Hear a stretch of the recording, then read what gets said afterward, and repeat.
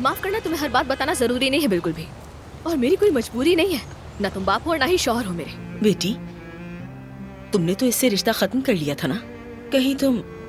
क्या न्याजी मिल गया है? ठीक है, मुझे फौरन लोकेशन भेजे, मैं बस निकल रहा हूँ।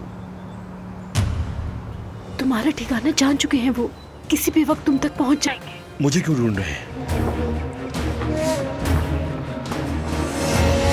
मेरा ख्याल है कॉन्ट्रैक्ट आपने पढ़ लिया होगा गौर से। जी पढ़ लिया था। तो बस ठीक है, अच्छा दिन गुजरे आपका, और अपने शौहर को मेरा सलाम कहिएगा। जिस रात मेरे साथ हादसा हुआ था उस दिन की कुछ बातें मुझे याद आने लगी है।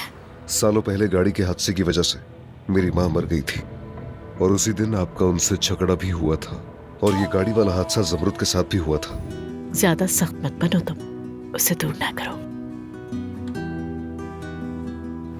नहीं उठा रहा फोन। बेटी, इस तरह बुरा मत सोचा करो, हो सकता है कि वो मसरूफ हो। मेरे लिए दुआ कीजिएगा। बात सुनो नियाजी, अगर किसी मुश्किल में हो तो पुलिस के पास जाओ, वही तुम्हें मुश्किल से निकालेंगे। आप फिक्र न करें दादाजान। अदनान को जल्दी सच्चाई का पता चल जाएगा। तुम्हें डर है कि कहीं वो किसी का खून ना बहा बैठे? मोहब्बत तो जैसे कोई फड़फड़ाता हुआ परिंदा है। I'm sorry, मुझे पता नहीं था, मतलब मुझे इसके आने का पता नहीं था। एक आम इंसान औसतन दिन में 15 दफा मुस्कुराता है, लेकिन मैं मुसलसल गुस्से में हूँ, मेरे हाथ कांपते हैं।